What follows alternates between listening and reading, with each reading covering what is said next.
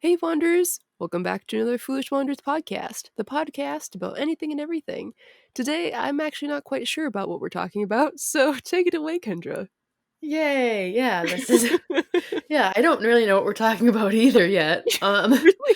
I feel like I've been doing this like big long like thesis thing, but I haven't come up with this thesis. I'm doing all this research, but I don't know what it's going to yet. Okay. I'll basically just start at the beginning and we'll Okay. see what happens, okay? See where the story goes. Yes. So this is how it started. So it's been circulating on the internet for over the past few months that actor Austin Butler, he played Elvis in the biopic movie entitled Elvis. So, creative there. Mm-hmm. But he's still doing his Elvis voice. So like his Elvis impersonation. Oh, really? Just like every day? That's what he does? Mm-hmm. And then the movie wrapped in March of 2021, and it's 2023, so That's he's a still while. doing it. So why is Austin Butler still doing the voice? So his new baritone southern drawl has been receiving a lot of attention from the media and fans, probably because he's from Anaheim, California, not Memphis, Tennessee. Oh no. Yeah, it's a little farther away. A little different accent. Different zip codes. Yeah. Yep. So it's become such a big thing on the internet that Austin Butler even had to address it in his Saturday Night Live opening monologue. Oh no. And so he still had this accent during SNL? Yes, Like, and this was very recently. He still had it at the Okay. Golden Globes when he won for Best Actor.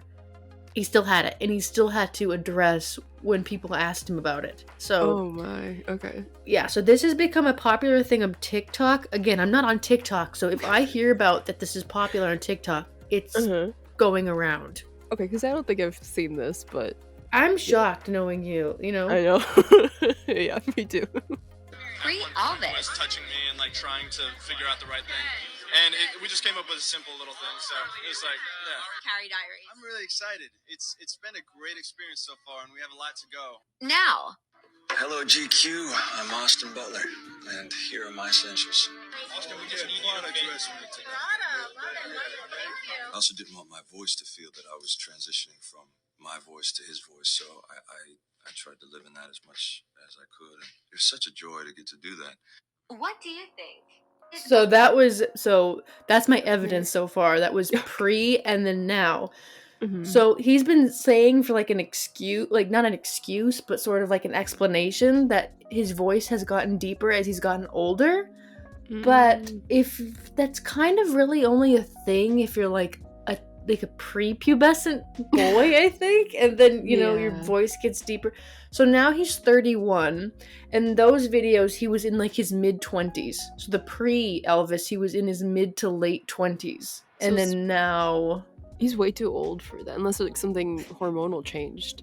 no, not at all. We're gonna get to what happened. Okay. And then I've got more. I have a lot of receipts today. So Ooh. here we go. Hey, how are you? So you've mastered the voice so well that I feel like every time I look at you, I'm hearing Elvis. Still? People tell you that, and are you catching yourself constantly? That is your voice now. Yeah, I don't even think about it. I don't think I sound like him still, but I guess I must because I hear it a lot. I think, I often liken it to when somebody lives in another country for a long time, and I had 3 years where that was my only focus in life, so I'm sure that there's just pieces of my DNA that will always be linked in that way. Part of me just thinks too, because he is an actor, right? Yep. Part of me just thinks because Elvis is he's so ingrained into still in pop culture and modern culture. I feel like that's kind of like a thing he wants to do. He wanted to keep that part to still like have the tie to Elvis and keep his like image going. Like, because Elvis is like sort of the epitome of like cool, right? Yeah, he's like Like that. he's- Yep. Yeah, That's smart, Katrina. I was thinking the same thing. Okay. Mm-hmm. Okay, so moving on. So why are we talking about this, right? Like, so for one thing, I find it interesting, and it's my podcast. So, well, it's our podcast, yes. It's our podcast. Yeah. But I also think there's something that has to be looked at when a guy who's from the same neighborhood as Disneyland is pushed and like transforms himself into sounding like a Vegas Elvis impersonator, and now is stuck in, like this until maybe his next role, where he's like a British person. British. It'd be an interesting switch to go from Elvis to British. I know. So now I'm thinking that might happen. Yeah. Like, I think it's like 3 years. Yeah. Maybe. Yeah. He might become British. Mm-hmm. Yeah. He might get like a Minnesota accent or something. There you go. That's not something that we wish upon our worst enemies. Well, it's not that bad. Come on. Oh, Barb, it's pretty bad. Oh, Bob. Oh, Barb, it's pretty bad there. Oh no. Who's Barb? I don't know. I feel like Barb is such like a Minnesota name. I use it when I do the accent. Okay, fair. Yeah. I don't even know a Barb. It's a pretty common Minnesotan name, but I don't know a Barb. Well, that's an old lady's. That's like Barb is like a middle-aged woman. I don't know any of. Yeah. You know, I'm not there yet. Barbara. Yeah. Barbara. Okay, back to the Elvis guy. Okay, so I didn't think much more of it until Butler sat opposite Class Onion, a Knives Out mystery star, Janelle Monáe, in Variety's Actors on Actors. So Actors on Actors is just this like YouTube video series where actors interview actors about their roles.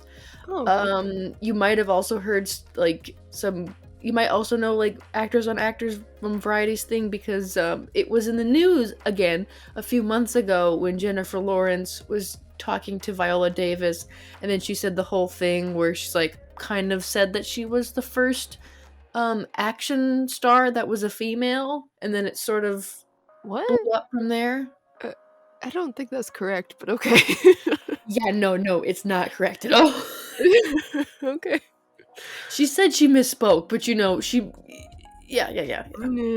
Yeah. So anyway, during Actors on Actors, Austin Butler said, quote, "So during Elvis, I didn't see my family for about 3 years." So that's so that's because an extreme bout of method acting. So that brings us to when method acting went too far. Yeah. So now it's the title sequence music.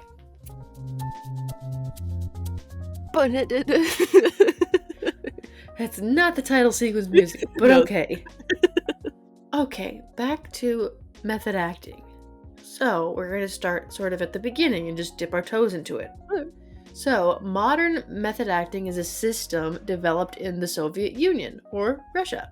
So, quote, the system created by Konstantin Stanislavski.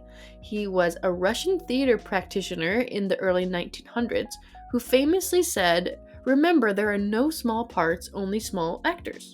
I've heard that a lot. Mm-hmm.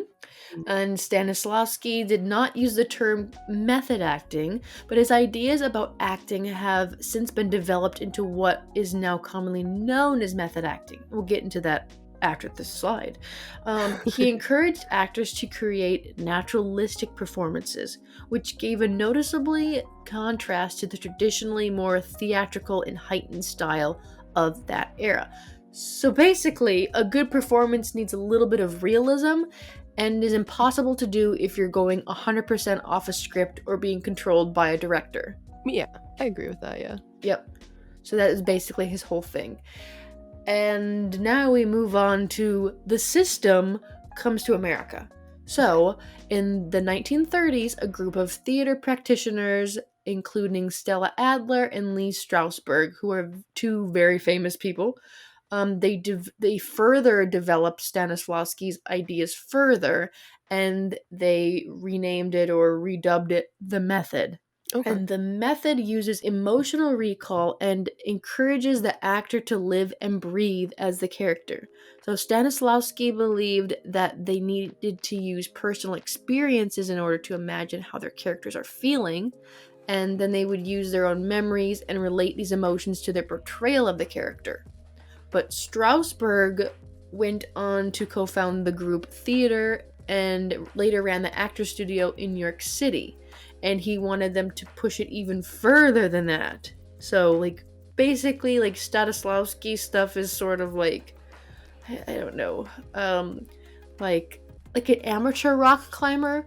Like, you just go to the place, you know, you try it a little bit, and you might use some chalk, and you might go up the wall, like, a few times, right? Mm-hmm. And then Strasberg and Adler's method is, like, you're gonna free climb up a skyscraper in, like, Abu Dhabi. Okay. So that's like sort of the difference. intense. Yeah. Okay. So Strasberg did the Actors Studio in New York City, and many celebrated actors studied method acting there, like Marlon Brando, Robert De Niro, Bradley Cooper, Faye Dunaway, and Philip Seymour Hoffman. But Brando and James Dean brought the method into mainstream. So Marlon Brando in like A Streetcar Named Desire sort of is bringing method acting to mainstream and getting it more popularized, and then other actors are going, oh wow, you know, we should try this too. Better actor. Makes you a better actor. Yeah, fits you into the spot more. Yeah. Yep. So that brings us to the list. So everyone's seen this list at the bottom of some random webpage, along with top 10 secret weight loss tips. And remember this child actor? You won't believe where they are now. Okay. You know what I'm talking about? I think so. Yeah. Yep. Okay, so this is just a list of when method acting went too far. So, Tom Hanks gained 50 pounds to play Chuck before the plane crash, then lost 55 pounds to play Chuck on the island. During filming, Hanks developed a staph infection from a cut on his leg. This infection could have been fatal considering his lack of hygiene, because he quit showering. And then for his role in The Green Mile, Hanks stayed in character as prison guard Paul Edgecombe, and that freaked out the book's author, Stephen King. Oh. Like, he was just the prison guard the whole time and was, like, yelling and stuff like that. Wow. That'd be scary to be around these actors, like, when they're in method. Like, that's creepy. Katrina, it's gonna get worse. I guess the one, is it okay if I put in one that I've heard of before? Mm-hmm. Go right ahead. So there's one, so Robert Downey Jr., when he played Sherlock Holmes, apparently he got so involved with that character that when he came home, his wife was like, you can't be him when you're around me, because he was an asshole to her. Oh, he was just gosh. like Sherlock Holmes the whole time. Yeah.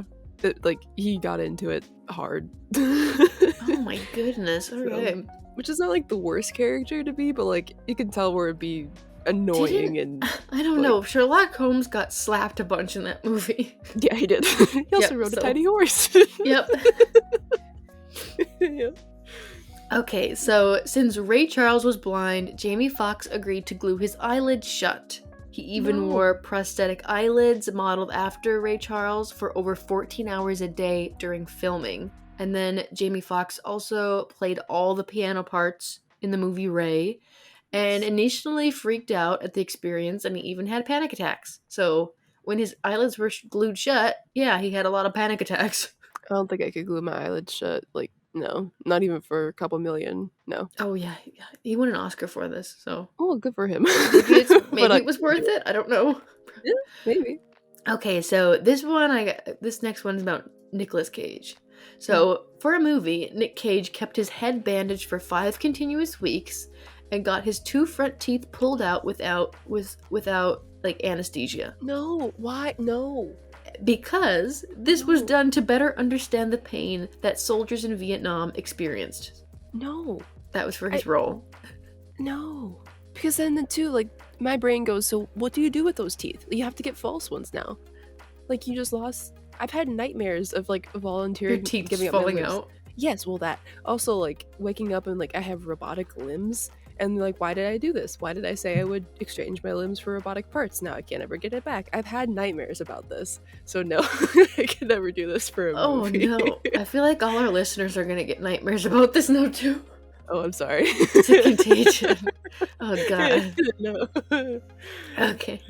This next one, we could do a whole podcast on this, but a documentary has already been made about it, so I just encourage everyone to go watch the documentary. It's really interesting. So, Jim Carrey completely lost himself while portraying comedian Andy Kaufman, and you can watch and learn all about it in the Netflix documentary Jim and Andy. So I love it's Jim like, Carrey. oh, what, you like Jim Carrey? I like him. Yeah, he's a good actor.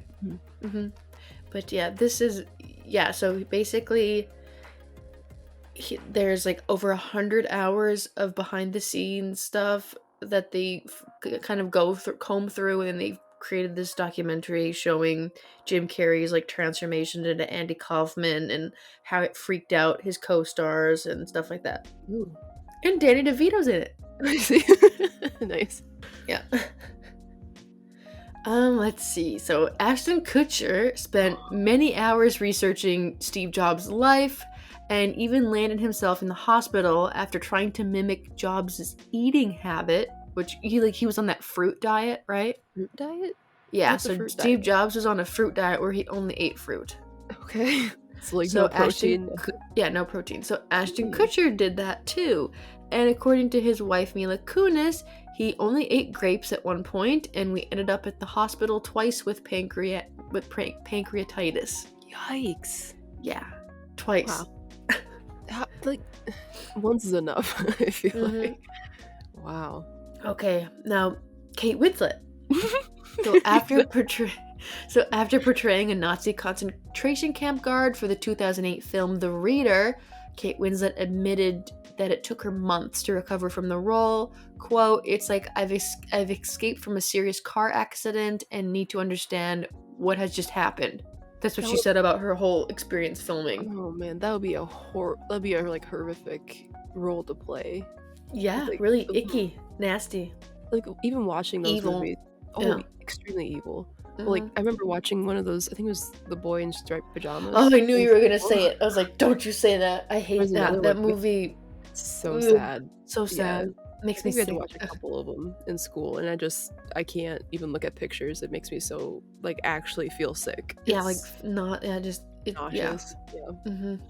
Okay, this next one, this is crazy. I did not know Robert De Niro went this hard in the paint. Okay. So, Robert De Niro studied directly under both Stella Adler and Lee Strasberg. So remember those two guys? Or one's a chick, one's a dude. But do you remember those two guys at the beginning that sort of modernized the system into the method, created modern method acting? Yeah, so he studied under them. So for Raging Bull, De Niro sat at the feet of Jake LaMotta, who is the Italian middleweight boxer he portrayed. De Niro even participated in 3 fights in the ring himself, in addition to gaining 50 pounds and he was like a skinny guy, so he gained 50 pounds. Wow. In preparation for Taxi Driver, De Niro went out and worked 12-hour shifts as a real New York cabbie. That makes sense to me, I guess. Like at least a couple hours, go out and experience it. The actor also, let's see, for like his character in Cape Fear, he paid a dentist to grind down his teeth for his role as like he played like a stalker, like a psychopath stalker. So yeah. I don't see that's something like even if I was an actor, I don't think I could ever do like the body modification stuff. Like that to me, because you can't ever get that back, right? Yeah. I think he just has caps over them now or something. I don't know. Yeah. But who else? So for like Christian Bale, I don't have him in the list, but he's famous for losing weight, gaining weight, losing weight, gaining weight. That's maybe who I'm thinking of, because there was like someone that like, gained 50 pounds and lost it like not long after for like different roles and stuff. Yeah, that's probably him. Also Charlize Theron, she played a serial killer in the movie Monster. She gained 30 pounds and then like didn't wear makeup and yeah. So yeah, women Also, do it too. Could you imagine getting into a cab and having Robert De Niro as your taxi driver? If you know who he is. Yeah, true. Yeah. If you know who he is. Yeah. And if he like looked like himself, maybe he had a disguise or something. But it'd be cool. It'd be a cool story. So, moving on. This is a big list. I didn't even add, like, everybody in it. So Gary Oldman, he's a highly praised actor, having won an Oscar for his portrayal of Winston Churchill in The Darkest Hour. And one of his secret tricks for tapping into emotionally difficult scenes is something he calls a pain bag, which includes images of his absent father, photos from his first marriage and son. Yeah, so It's like stuff to like really mess you up psychologically. yeah, it's called a pain bag. See, here I was just thinking of like a sock of quarters, and you're just gonna whack. Smack himself in the face to make him cry? Too easy. Bring out the pain Not bag. method enough. Oh, dang it. No, you gotta go grind down your teeth. Gotta look at a photo of your absent father and make you cry. Jeez. So, okay. Also, in preparing for the role of Winston Churchill, Gary Oldman smoked $30,000 worth of cigars. I should note that the cigars were Winston Churchill's favorite cigar. And he developed stomach issues, and he, like, got nicotine poison. Yeah. Like, that's... Yeah. He got an Oscar, though. It was worth it. Is it worth it to, like, ruin your stomach for... A pain bag. pain I don't bag. know. Sorry. The pain bag. The pain bag. Oh, goodness. Oh no. Okay, so more ladies to the party. So for Darren, I can never say his last name. I am sorry. He's a good Aaron Scott. Oh my lord. I've seen most of his movies. I should know. I even watched that stupid one named Mother, and it was the worst movie I've ever seen. Mother, I haven't seen that one. You would hate it. Okay. Darren Aronofsky. I can't say it. I'm so sorry. I won't be able to say it. Aronofsky. Everyone knows who I'm talking about. He's skinny. He's got a little beard and some glasses. He Well, looks it's like like John. every- He looks like John Lennon with shaved. Shaved John Lennon. Okay. Yeah, balding John Lennon. But Okay. I'm Good so comparison. sorry, Darren Aronofsky. Darren A. Darren A. Thank you. Why we didn't think about this 30 seconds ago, I don't know. Anyway, for Darren A's movie Black Swan, Natalie Portman trained up to 16 hours a day in ballet and lost 22 pounds. Did she smoke cigarettes? Do you know? I don't know if she did or not, but during the movie, she smoked them a lot, and we also know that ballerinas stay skinny by smoking. Oh yeah. It like And makes us probably not calm their hungry. nerves. Yeah, makes them not hungry. Yeah. Yeah. Natalie Portman also ended up marrying one of the ballet dance choreographers. Oh really? Okay. Yeah, so that was kind of interesting too. It was like, oh, I guess if you spend that much time with him. Exactly, yeah. That's Yeah. why like some of the relationships that come out of movies and stuff don't surprise me because you're with them for like how many months or years and you're like, I don't know. And like, if there's like an emotional scene, Mm-hmm. Yeah. yeah, It's like and you have Ashton your pain Kutcher, bag on set, yeah. Your pain bag. Oh man. Okay, so moving on. So Val Kilmer's portrayal of Jim Morrison in the movie The Doors is like pretty crazy. To begin with, the actor learned how to play 50 of the Lizard King's songs and lived for a year as Jim Morrison, dressing in his clothes and embodying the singer's like movements, like his stage movements and presence and stuff. Interesting. Okay. And he went so far that after listening to recordings from the movies, actual members of the Doors were unable to tell the difference between Kilmer's performance and Morrison's. That's impressive. Yeah, it's so impressive. But after production, Kilmer had to go into therapy to get out of character. Yeah, I suppose you're a year as somebody else and you forget who you are. Yeah, and you go that hard in the paint. Yeah. That hard, yeah. Okay, so this one is a little bit more hard in the paint. Oh, no. So this is like the lead paint. yeah, this is the lead paint. So there are many legends surrounding Heath Ledger's role as the Joker in Christopher Nolan's The Dark Knight. considering the Australian actor died directly after filming. But in separating fact from fiction, it's clear that Ledger did take the role very seriously because he locked himself away in his London hotel or like apartment for like a month, and he did like scribblings and drawings and daily like diary journal entries as the Joker. So just became like a recluse and Yeah. like, oh man. Yeah. So is it okay if I ask like how he died then, Heath Ledger? I gotta look it up if it's a drug overdose or not. I always think of a Heath bar whenever. Yeah. I don't know if that's offensive or not, I don't care, but I think of a Heath bar. Okay, here we go. It says that Ledger died, quote, as a result of acute intoxication by the combined effects of oxycodone, hydrocodone, oh my lord. I'm a bad drug dealer person. That's just fine. You don't have to be.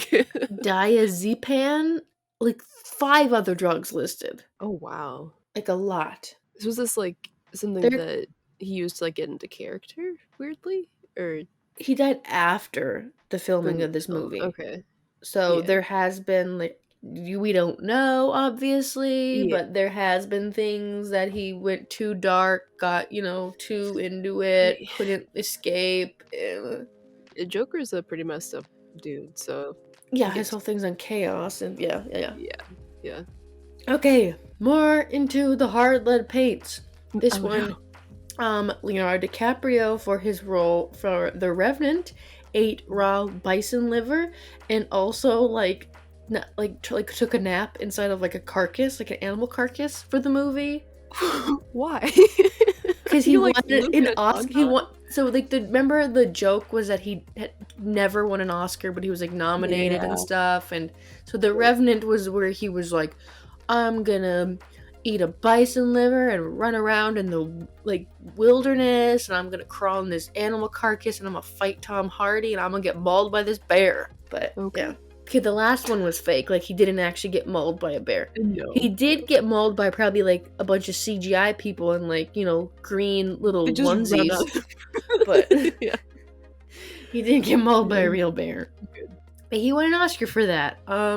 Also, like, another one, so for the movie Django Unchained, his character was in an argument, and he, like, slammed his hand on the table. He cut his hand open with glass that he broke, and then he was bleeding. He kept going during the scene, and then he wiped his blood on the actress Kerry Washington's face. If you watch that movie and just look up that scene, she looks like super surprised and like taken aback and shocked and everything. That's all real. Oh my gosh. She didn't act too, because that's blood. He gets around a lot. Not saying anything, but he gets around a lot. That's one thing that I blood doesn't freak me out in itself, but when you like touch somebody else when you're bleeding, like that freaks me out because you don't know. All over her face. Yeah. No, like don't. Mm-hmm. Okay, so this next person is like the king daddy of method acting. Okay? Okay. And it is Daniel Day-Lewis. Ooh.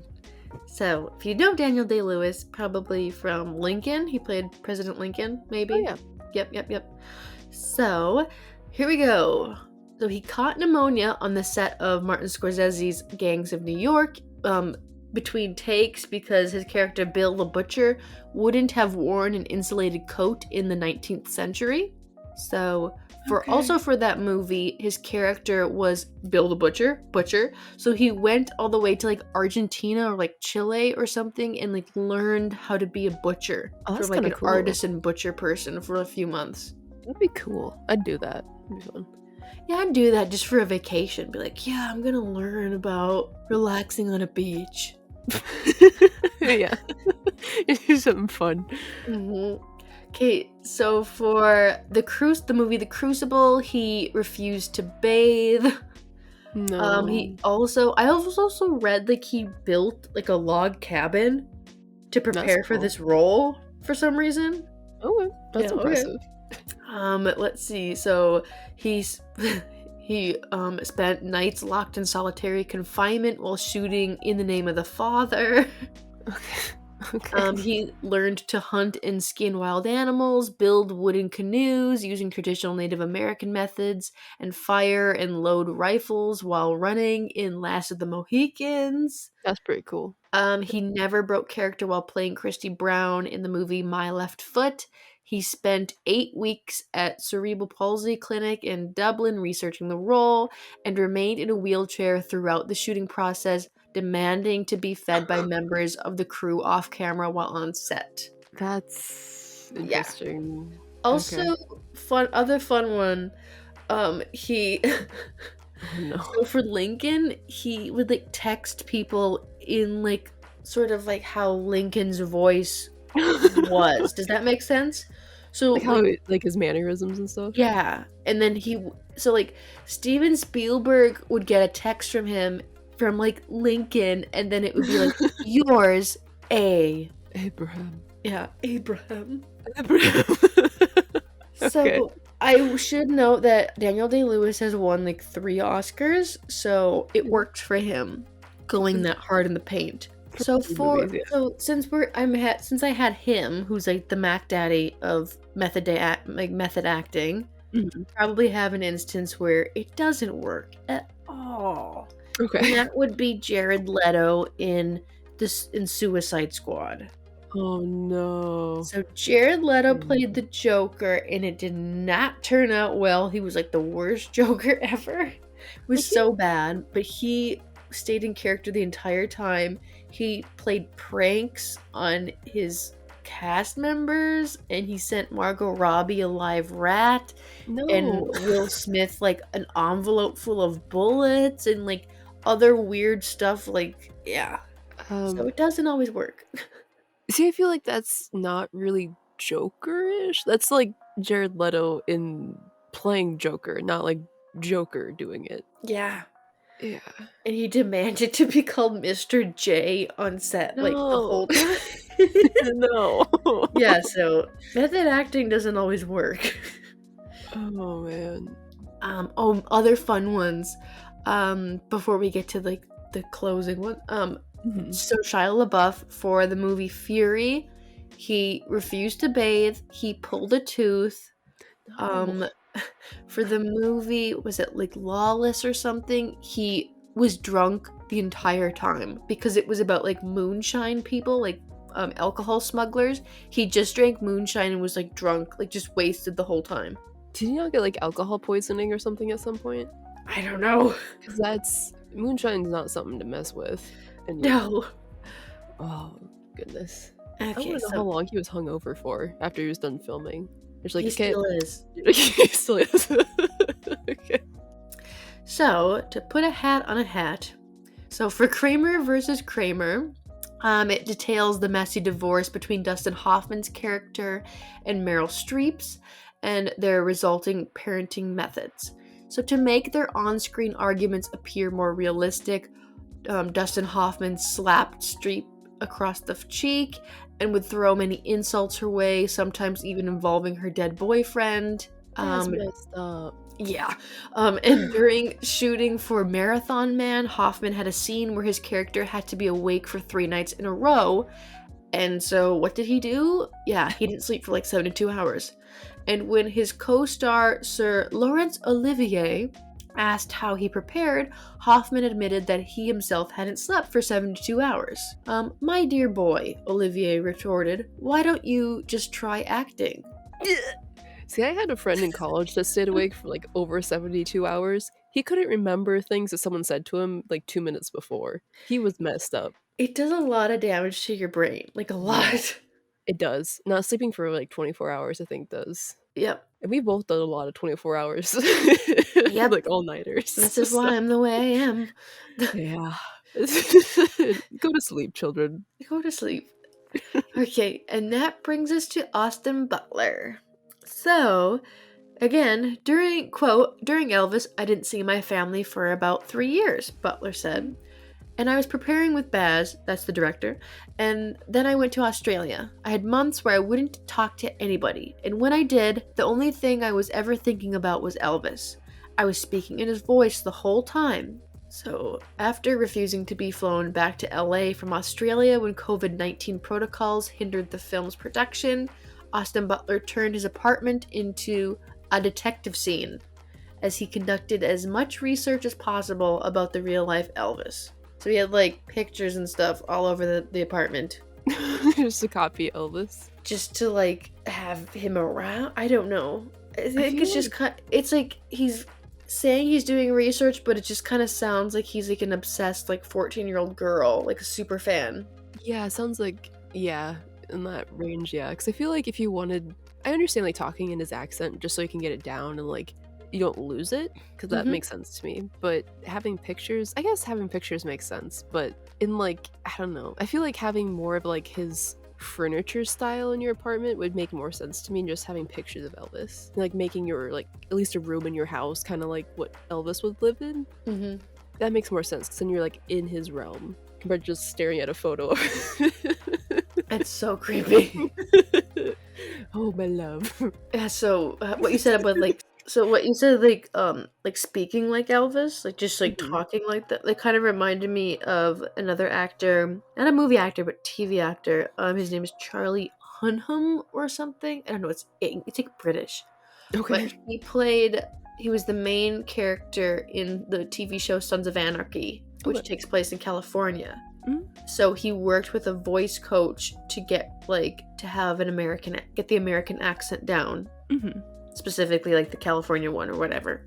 Sure. And he completely lost his British accent. Oh. So when he had a movie with Guy Ritchie where he had to play a British person, he had to go back to another voice coach and get his accent back.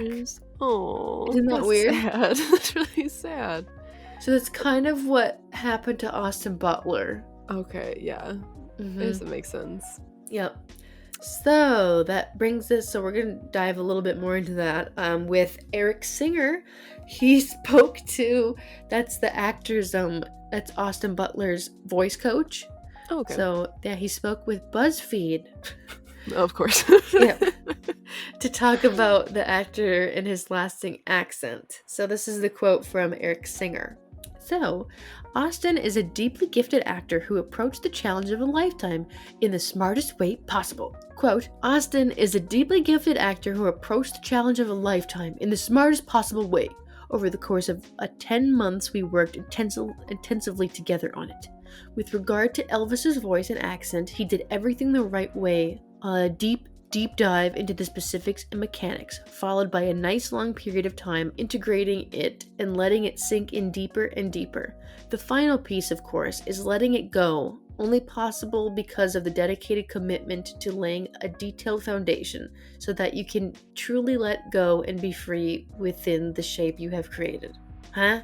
I love how you read it. You're just like, I didn't understand a word that I just said. It just felt like it was just like the go around, you know? It did, yeah. It felt like it was just like a PR piece.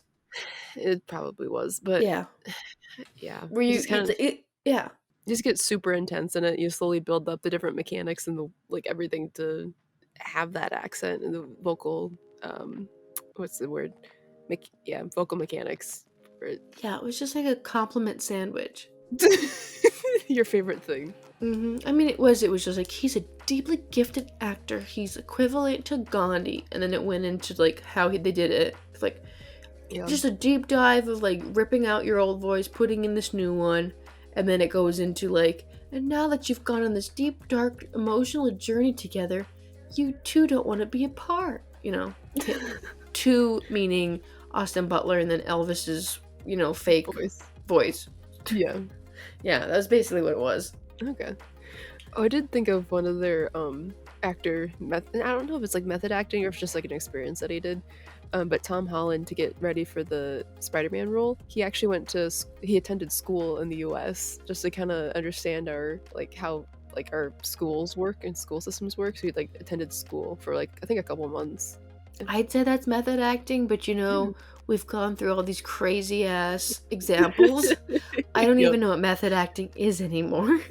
Yeah, it's just like a deep dive. I feel like experience and method acting are kind of slightly different. Like they're the same but different. I don't know anymore. Okay. I don't even know if that Stanislavski knows. Yeah. I don't know. We're gonna leave you with this one thing. This last little bit. This quote from Michael Billington perfectly sums up the worth of method acting.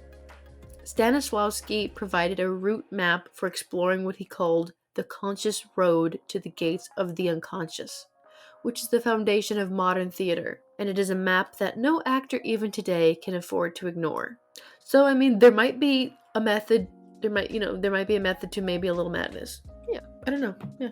I mean, I understand getting the experience of like if you're supposed to be portraying like a ballerina or like a pilot or something like that, like trying to get as much experience as you can, that makes sense to me. But I'm never going, I shouldn't say never, but I'm not, in my current mental state, I'm not going to grind down my teeth or pull teeth or, not bathe for months.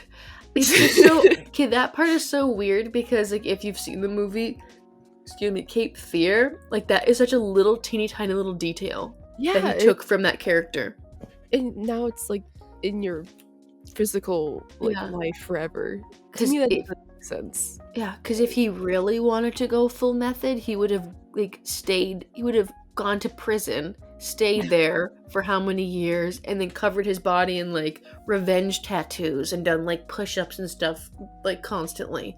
But no, he decided just to like shave down his teeth. No.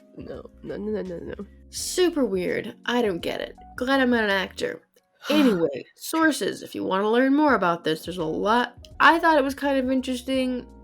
If you want to learn more about, was it like the Moscow School of Theater or theater school or something? That's kind of interesting. Like they go hard in the paint for acting. It's like one of the best schools in the world to learn acting from.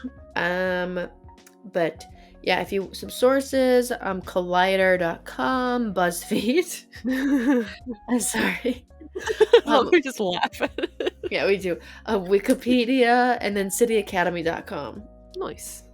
All right, Wanderers, thank you so much for joining us for the Foolish Wanderers podcast. We hope you enjoyed, and if you have any suggestions for future episodes, please feel free to email us at fwplisteners@gmail.com.